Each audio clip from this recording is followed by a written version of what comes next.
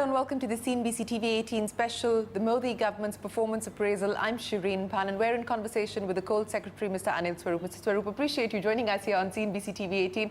Well, you know, the first year, the coal sector and specifically your ministry was the best performing ministry as per a CNBC TV 18 poll, and that run continues for you. If I were to just take a look at the coal production numbers, up 8.5% in the year 2015-16 at a record 536 million tonnes. That's 42 million tonnes more than the previous year. So it's been a good year for you. How would you assess the performance? It's been pretty satisfying, I should say. There's a lot to be done yet, but pretty satisfying. You're now dealing with a different kind of a problem. As opposed to a shortfall, you're now dealing with a problem of surplus, and I believe that's why you were forced to curtail production in the month of April as well, and which is also why you haven't been able to meet that target that you'd earlier set out as far as 550 million tonnes of production was concerned. Indeed, that was the reason. I think the offtake was not as anticipated. So we did have to cut down our production in the month of April this year. But I think it will pick up. We are all very, very hopeful that Uday will kick in. And once Uday kicks in, there will be an increase in when demand. do you anticipate a recovery? When do you believe that we are going to see that offtake taking off? You talked about Uday. A lot of state governments have signed the MOUs, have come on board as part of the Uday scheme. But when do you see a meaningful revival in the power sector, which will mean a revival for you as well? Yeah, we would believe that in the next 3-4 months it should pick up. Once the debt gets restructured, I think the DISCOMs will have a greater financial space to borrow more. And once they are able to borrow more, they will be able to buy more power. Apart from that, there are so many other aspects of Uday which are being taken care of, monitored very closely by Ministry of Power. They are engaging with the state governments. And that gives me hope that Uday will kick in. And once Uday kicks in a big way, we will have demand for coal. You look at it in this perspective. Right now, the PLF is around 62%. This is on account of shortage of demand of power. Once Uday kicks in, I would believe this should go up to 65, 66.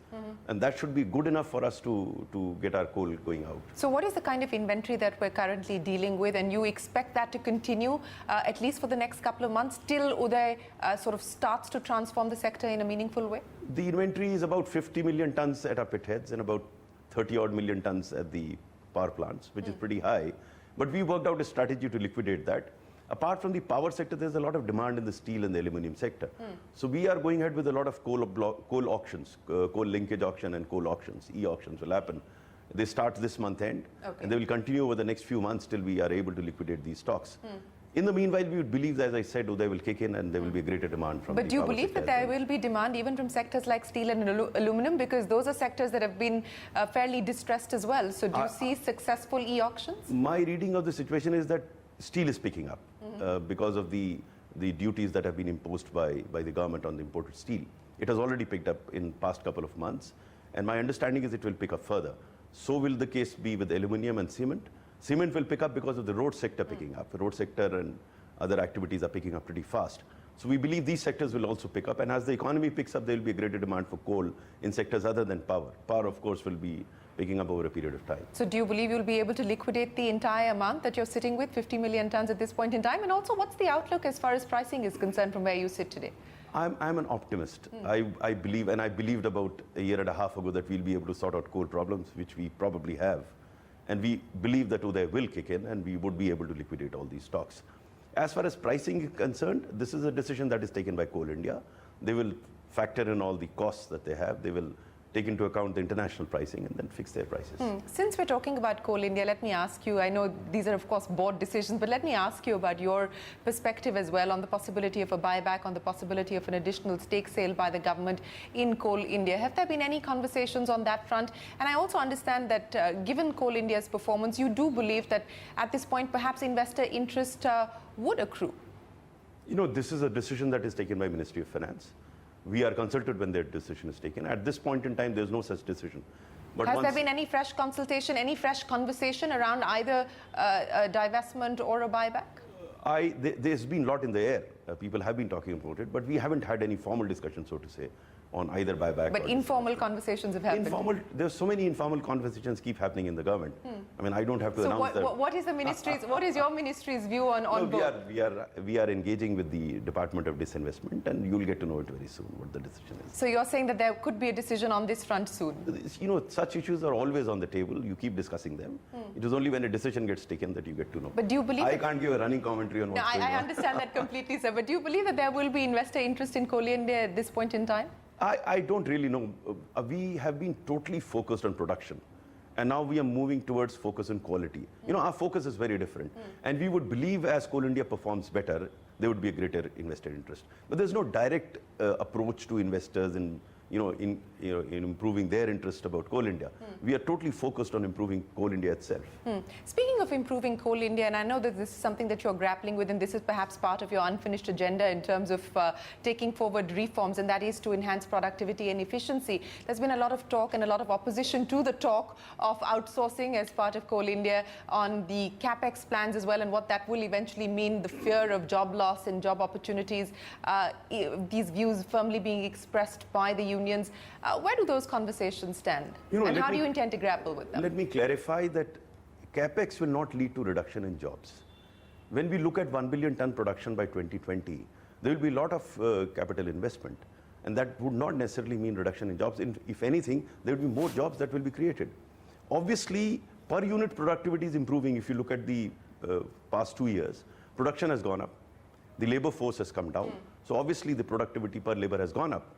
But in future, as we acquire more and more land, and as is the policy of Coal India, and rightly so, that for every 2 acre of land that is acquired, we give employment to a member of the family. So employment is going to increase in future as well, because we can't mine without acquiring more land, and as more land gets acquired, we'll have more people on the rolls. So I don't think increased capital investment will lead to reduction in jobs. This is a wrong impression that is being going around. And so I don't think labor unions should have any major objection to our expansion plan or bringing in new technology or improving the equipment. It will all lead to improved efficiency of Coal India, will help the labor as well, because it makes mining much safer. It makes mining much more efficient. So all this will help the labor process. I don't think it's anti-labor or anything of that sort. That's the point of view of the unions, and I'm sure that you've been trying to communicate with them. Has there been any breakthrough on this one? Because even in the past, whether it's around the disinvestment time, we have seen the union go on strike for a couple of days and so on and so forth. So to get their buy-in on what you hope to do in Coal India would, I assume, be important? No, we are in constant dialogue with them, and I don't think this issue has been raised ever. Bringing in better technology, improved technology. I don't think any of the labor unions have opposed it, at least in our discussions with them. And we've been engaging with them. I did read a couple of news items wherein someone had mentioned about it, but I don't think that is true of the labor here.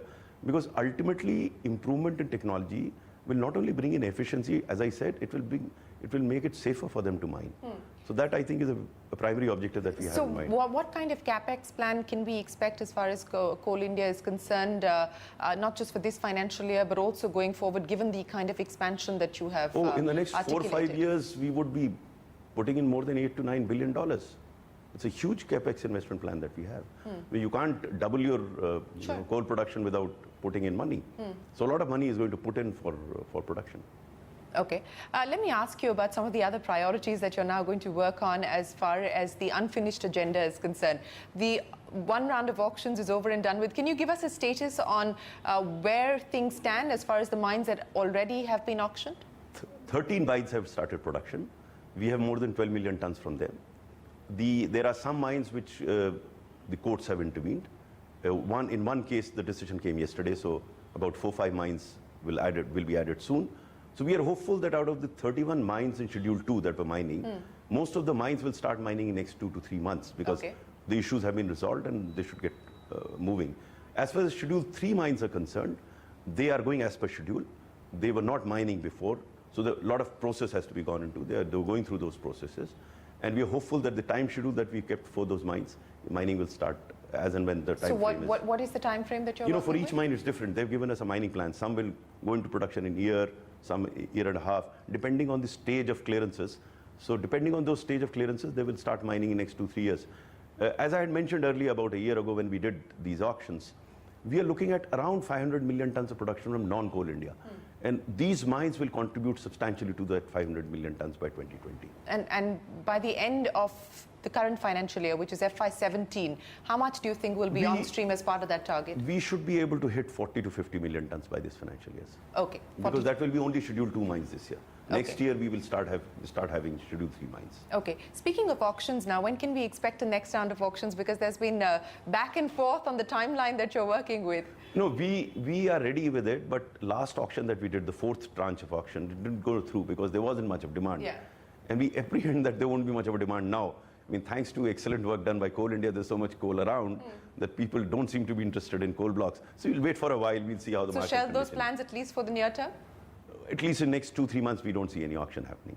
What about the linkage auction? Because there I understand that you're still in the process of finalizing how you want to go about that, and you were expected to come out with something by perhaps the month of June. Is that on track? Yes, let me explain that to you. For the non-regulated sector, the cabinet has already taken a decision. The first round of auction commences in the month of June, maybe end May or early June. Dates have been finalized. So non-regulated auction will start for linkages. For regulated sector auction, the decision is still to be taken by the cabinet. We are ready with the details. Cabinet should decide in next 15-20 days or maybe a month's time.